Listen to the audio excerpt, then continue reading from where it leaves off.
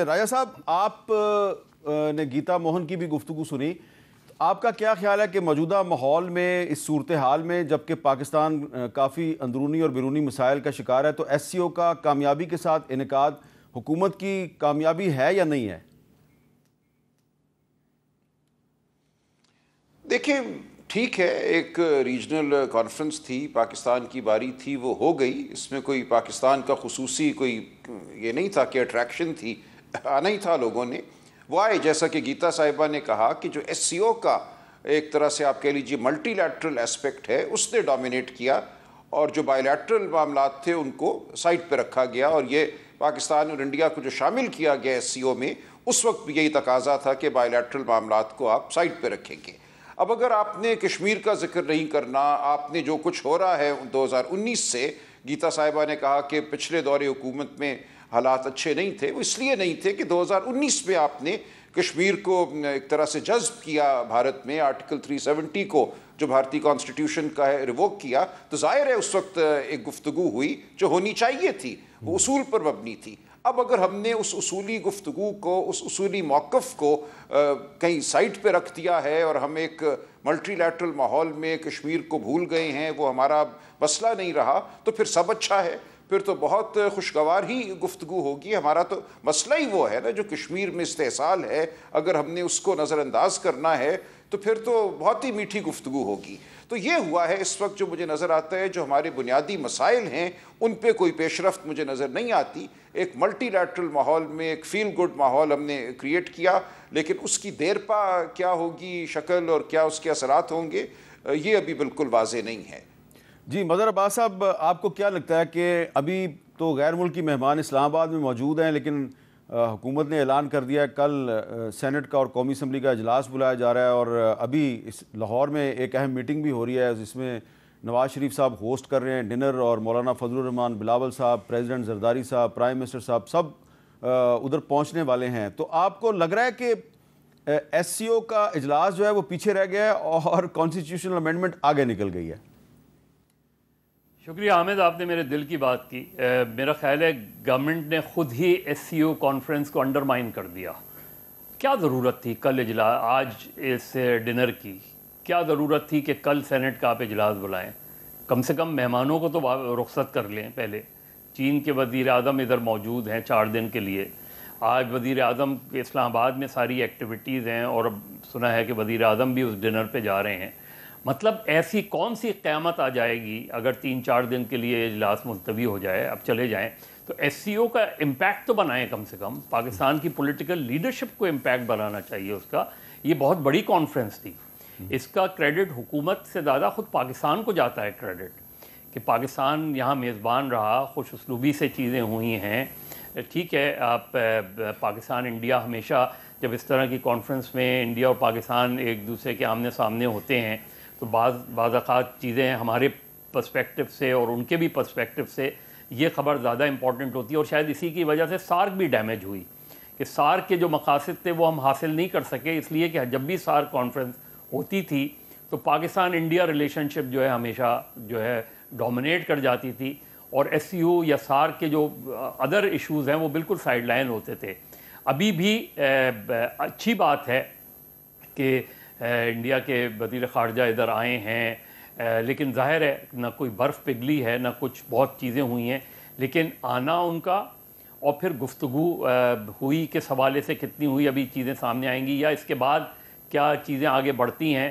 میرے نقطۂ نظر سے شاید دیکھنا ہے کہ خبریں بھی آ رہی تھیں کہ اب اگلے سال فروری میں چیمپئنز ٹرافی ہو رہی ہے، انڈیا کی ٹیم آئے گی نہیں آئے گی، یا ابھی جیسے سلمان راجہ صاحب بات کہتے تھے. میں حامد، اگر آپ کو یاد ہو، یقیناً یاد ہوگا کہ بے نظیر بھٹو صاحبہ جب اپوزیشن لیڈر تھیں تو انہوں نے سارک کنٹریز کی اپوزیشن پارٹیز کی کانفرنس کی تھی، اور اس میں وی پی سنگھ بھی آئے تھے، غالباً شیخ حسینہ بھی آئی تھیں، سری لنکا اور نیپال کے لوگ بھی آئے تھے.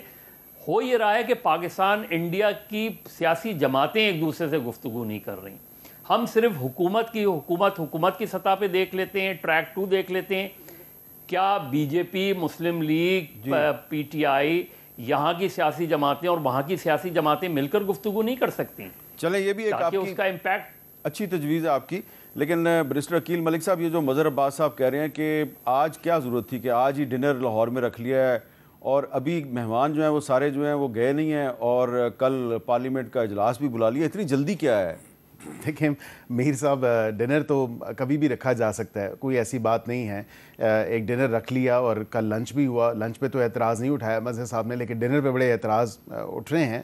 انڈرمائن کر رہے ہیں نا. نہیں، میں قطعاً نہیں سر. دیکھیں تھرو اینڈ تھرو گورنمنٹ کی پریپریشنز جو ہیں وہ رہی ہیں اور گورنمنٹ نے بالکل ڈیلیور بھی کیا ہے. اس ایس سی او کانفرنس کے حوالے سے ہم نے پورے جتنے انتظامات تھے، آپ میڈیا سینٹر کی ہی کو دیکھ لیں کہ میڈیا کا جو سینٹر بنا اور state of the art media centre بنا اور وہ پوری ٹیم نے وہاں پہ کام کیا. یہاں پہ کنونشن سینٹر میں اینڈ ادروائز، لیکن وہ جو میڈیا سینٹر تھا اس پہ انفارمیشن منسٹری کا کنٹرول نہیں تھا، کسی اور کا کنٹرول نہیں. انفارمیشن منسٹر صاحب نے بڑا، آپ ذرا انفارمیشن منسٹر صاحب کو پوچھ لیں. آدھا اسلام آباد کا میڈیا جو ہے وہ ان کو شکایت کر رہا ہے کہ ان کو وہاں پہ جانے نہیں دیا، ان کو پاس ہی نہیں ملے. وہ خیر تھا بھی زیادہ تر میر صاحب، وہ تھا بھی انٹرنیشنل میڈیا کے لیے اور ان کی فیسیلیٹیشن کے لیے وہ سینٹر بنایا گیا تھا.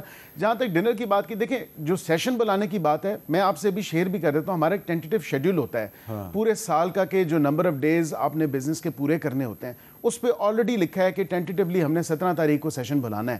تو روٹین بزنس ہے وہ بھی ٹیک اپ ہونا ہے، روٹین میٹرز ہیں وہ بھی ٹیک اپ ہونے ہیں، کیونکہ اتنے ٹائم سے جو ہے ضروری نہیں ہے کہ کانسٹیٹیوشنل امینڈمنٹ کل یا پرسوں ہی پیش ہو. یہ بالکل قطعاً ضروری نہیں ہے. اور آج جو ہے وہ ایک ڈیسائسو میٹنگ ہے، اس پہ ایک میرے خیال سے فائنالٹی ضرور اٹین کر جائے گی تمام تر چیزوں پہ.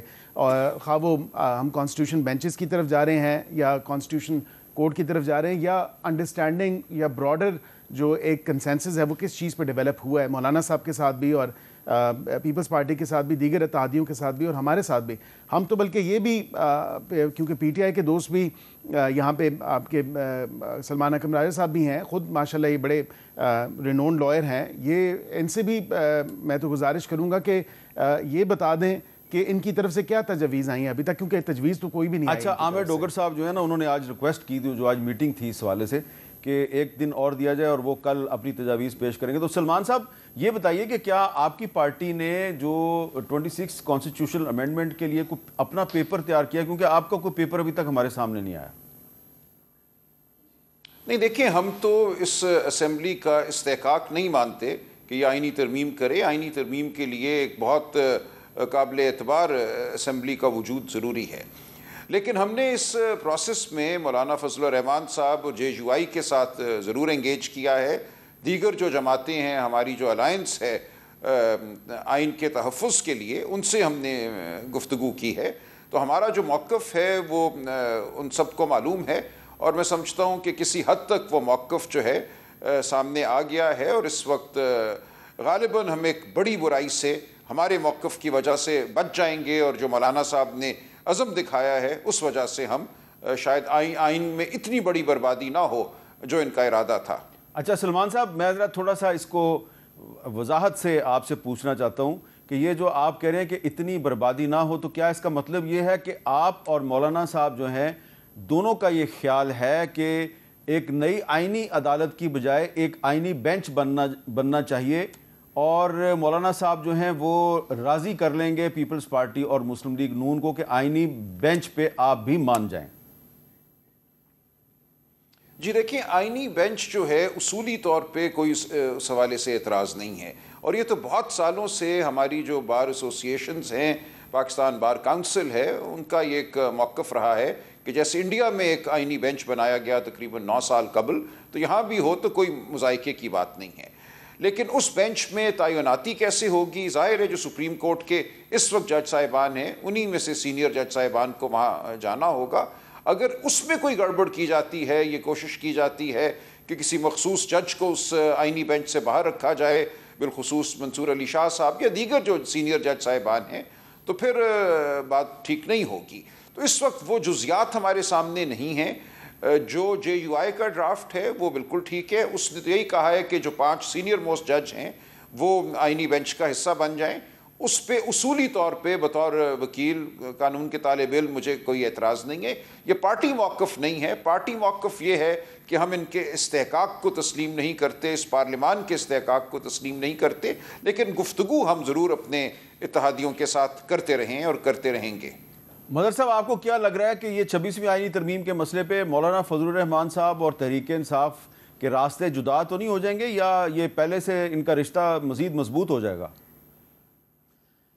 حامد دیکھیں، ہم بلاول بھٹو بھی بہت زیادہ چارٹر آف ڈیموکریسی کی بات کر رہے ہیں، مسلم لیگ کی طرف سے بھی ذرا چارٹر آف ڈیموکریسی میں تو دیکھ لیں اس کا بنیادی نقطہ کیا تھا چارٹر آف ڈیموکریسی کا، کہ ایگزیکٹو کو جوڈیشری سے الگ کیا جائے۔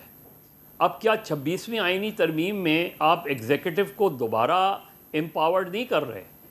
اگر آپ امپاورڈ کر رہے ہیں تو یہ تو چارٹر آف ڈیموکریسی کی کانٹرڈکشن ہے کہ ایک طرف آپ کانسٹیٹیوشنل کورٹ کو چارٹر آف ڈیموکریسی کا حصہ کہہ رہے ہیں، اور دوسری طرف separation of judiciary from executive یا ادروائز جو چارٹر آف ڈیموکریسی کا حصہ ہے اس کو آپ دوبارہ ایگزیکٹو کے پرائم منسٹر جو ہے وہ کریں گے۔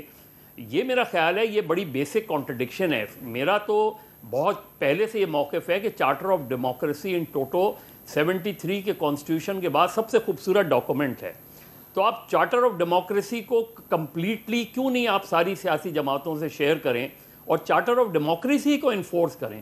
اس میں پی ٹی آئی کی کنسرن یا دوسری جماعتوں کی کنسرن کہ جی جو مقتدرہ ہے ان کے ساتھ کیا ریلیشن شپ ہونی چاہیے سیاسی جماعتوں کی، اس کی عدم مداخلت کس حد تک ہونی چاہیے یا بالکل نہیں ہونی چاہیے، یہ وہ چیزیں ہیں۔ پبلک اکاؤنٹس کمیٹی دیکھیں، بلاول بھٹو اتنا چارٹر آف ڈیموکریسی کی بات کرتے ہیں، سندھ میں آج تک پبلک اکاؤنٹس کمیٹی کا چیئرمین اپوزیشن کا نہیں ہوا۔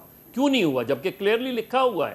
تو چارٹر آف ڈیموکریسی کو تھوڑا سا امپلیمنٹ کر کے باقی اگنور کر دینا یا اس کے بالکل دوسری طرف لے جانا، تو میرے خیال میں یا تو چارٹر آف ڈیموکریسی کو کمپلیٹلی انفورس کریں۔ دونوں جماعتوں کی حکومت ہے نا، انہی دونوں جماعتوں نے تو سائن کیا تھا چارٹر آف ڈیموکریسی۔